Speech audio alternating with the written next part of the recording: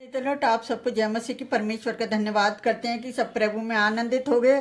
प्रभु बहुत आपको आशीष दे अपने वचनों के द्वारा। तो आइए आज हम परमेश्वर के वचन से जानेंगे किस तरह से वचन में लिखा है। रोमियो 12:3 पढ़ेगा कोई। क्योंकि मैं उस अनुग्रह के कारण जो मुझको मिला है तुम में से हर एक से कहता हूँ कि जैसा समझना चाहिए उससे बढ़कर कोई भी अपने आप को ना समझे, पर जैसा परमेश्वर ने हर एक को विश्वास परिणाम के अनुसार बांट दिया है वैसे ही सुबुद्धि के साथ अपने को समझे। हालेलुया। तो परमेश्वर का जहाँ वचन बताता है कि पौलुस कहता है कि वह उसे जो वरदान दिया गया उसके अनुग्रह के द्वारा लिखता है कि पौलुस को जो अनुग्रह दिया गया है वह प्रेरित होने के परमेश्वर के द्वारा नियुक्त किया है। क्योंकि बहुत सारे लोग समझते हैं कि लोग अपने आप ही मसीह विश्वासी प्रचारक बन जाते हैं। जब तक उनको ऊपर से नहीं दिया जाता जब तक वो कोई भी प्रचारक नहीं बन सकता।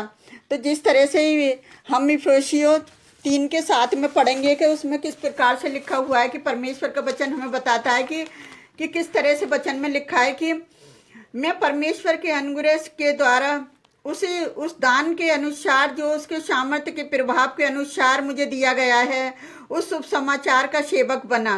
तो जहाँ परमेश्वर का वचन बताता है साथ में कि मैं परमेश्वर के अनुग्रह के उस दान के अनुसार जो उसकी सामर्थ्य के प्रभाव से मुझे दिया गया है। तो जो परमेश्वर ने उसे पौलुस को दान दिया गया था, जो वरदान दिया गया था, वो पौलुस की मर्जी से नहीं, परमेश्वर ने उसे खुद नियुक्त किया था। तो जहाँ हमें परमेश्वर का वचन यही बताता है कि पौलुस उसकी नियुक्ति के साथ अनुग्रह और सामर्थ्य की योग्यता भी दी गई। जब परमेश्वर ने उसे योग्यता दी तो उसे सामर्थ्य भी दी।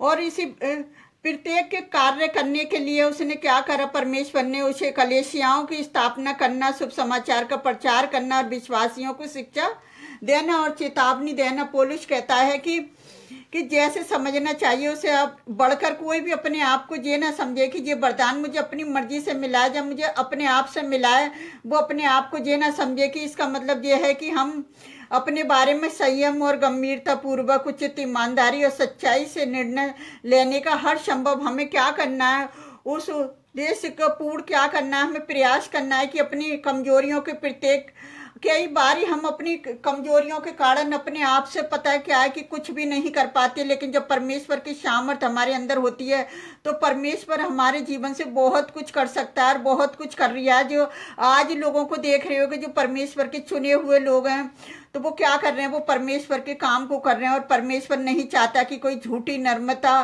की ओर ले जाता है। कई बार झूठी लोग नर्मता दिखा देते हैं और दूसरे और हम अपने बारे में अधिक ऊंची बातें करने लग जाते हैं कि मेरे पास ये है, मेरे पास वो है। लेकिन परमेश्वर ऐसी बातों से प्रसन्न नहीं होता। परमेश्वर घमंडियों से नफरत करता है। तो परमेश्वर के प्रत्येक हमें क्या करना है कि जो परमेश्वर ने हमें वरदान दिए वैसे ही सर्वबुद्धि और ईमानदारी से क्या करें, उन शब्दों को विश्वास से विशेष अर्थ में करते हैं कि हम कुछ भी मसीह को जब भी हम प्रचार करने का वरदान दिया गया है, कुछ मसीहों को शिक्षा देने का, आदर सत्कार करने का वरदान दिया गया। हमें परमेश्वर के द्वारा दिए गए विश्वास के इन वरदानों को क्या करता है कि नीची दृष्टि से नहीं देखना चाहिए। जो परमेश्वर ने जिन लोगों को वचन दिए हैं उनको कभी भी हमें नीची दृष्टि से नहीं देखना चाहिए। इसकी वजह से हमें नम्रता और धन्यवाद के साथ उसका उपयोग करना चाहिए। हमें याद रखें कि सभी उत्तम वरदान परमेश्वर की ओर से आते हैं। हम उनके लिए अपने आप को ये गर्व करने के योग नहीं कि हमें ये हमारी ओर से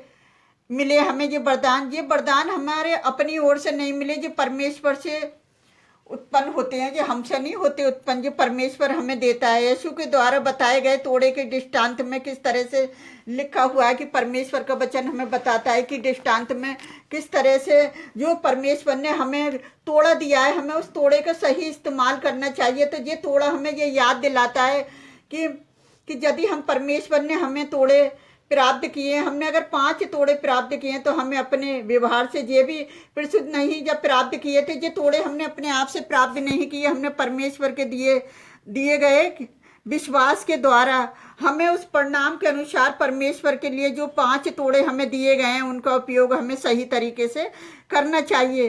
तो हम परमेश्वर का धन्यवाद करते हैं जो परमेश्वर हमें तोड़ा देता है। तो हम उस तोड़े को किस तरह से इस्तेमाल करना है कि पौलुस कहता है कि अपने आप को उससे बढ़कर ना समझे, जितना समझना चाहिए पर विश्वास के अनुसार नरम बने। जब तक हम नर्मता से नहीं रहेंगे, नर्मता से काम नहीं करेंगे, तो परमेश्वर भी हमारे साथ काम नहीं कर सकता। नर्मता में ही परमेश्वर की कृपा है, और विश्वास के अनुसार सोचें और घमंड नहीं करें, क्योंकि हमें जो घमंड करना है परमेश्वर नफरत करता है। और नरम और हृदय पर हम परमेश्वर की आशीष पा सकते हैं। अपने आप को ये ना समझे कि ये अनुग्रह मुझे अपने आप से मिला है, तो अपने आप को नहीं, अनुग्रह को महान समझें। तो आज हमें क्या करना है, परमेश्वर की नर्मता को, परमेश्वर के काम को हमें क्या करना है, उस अनुग्रह को महान समझें जो परमेश्वर ने हमें और आपको दिया है। तो मैं अपने परमेश्वर यहोवा का धन्यवाद करती हूँ इस वचन के लिए। किस तरह से यीशु मसीह नरम होकर चरनी में आ गया, किस तरह से उसने अपने आप को बलिदान कर दिया, और किस तरह से अपने आप को उसने छल्ली छल्ली हो गया कि हम लोग पाप से बचाए जा सके। तो यीशु मसीह के छल्ली में आना व्यर्थ नहीं।